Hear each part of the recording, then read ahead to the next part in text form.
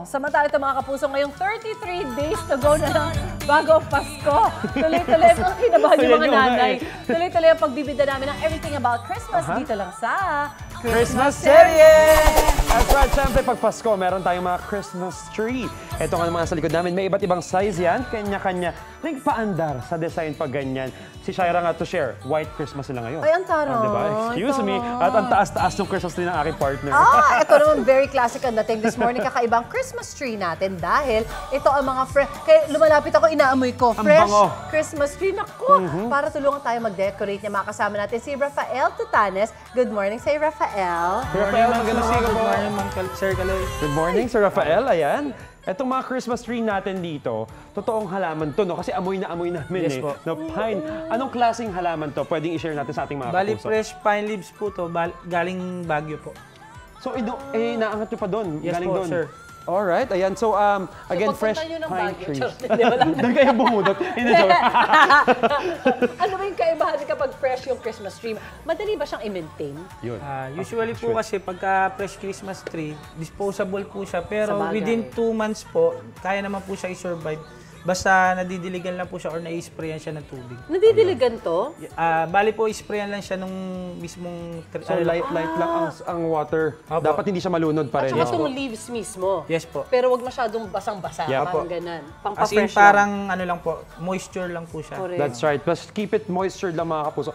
Ano-anong klase naman po, Sir Rafael, yung fresh decorations ang meron tayo rito? Napansin ko, ang ganda. dami at saka ang ganda. At ang Yes. social. Bale, meron po tayong orange dried, then berries, pine cone, and cinnamon po.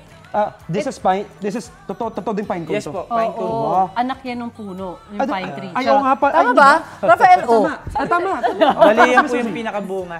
Yun yung bunga niya. Hindi pala anak bunga. Tapos ito, ang lakas mga social, Ang social nito. Yung Nakikita dried ko lang fruit. earrings lang to ni partner at saka ni Miss Suzy. Ako naman sa mga cocktails. Oh, that's Diba? right. Oh, Pinapalutang nakaganon sa- ito. Aba. Pati itong mga cinnamon. Magkano naman yung mga gato? Umpisa natin dito sa ginagawa mo. Yung medyo Yung ganito maliit. po. At saka kami ni Kaloy.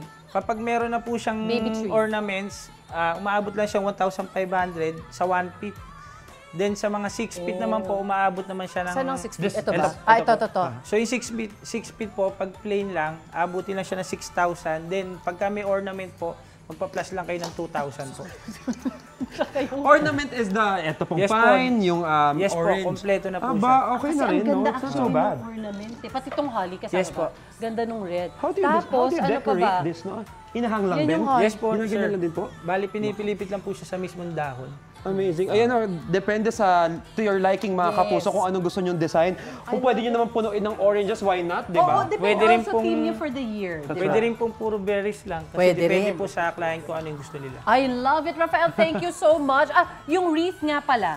Wreath. Ito. Ito, ma'am. Meron? Sasabit sa pinto ito Yes, eh. po. Magkakano tong ganyan? Usually, umaabot siya ng 1,200 to 1,500. Depende sa lalagay na ornament. Okay, may ornament na yun. Yes, po. And then yung Etong favorite naming centerpiece. Minamata ni Miss Suzy to. Pinag-aagawan. How much naman tong ating special centerpiece? Yung ganyan po is umaabot siya ng 2,000 to 1,800 po. Kasama na yung candles niya.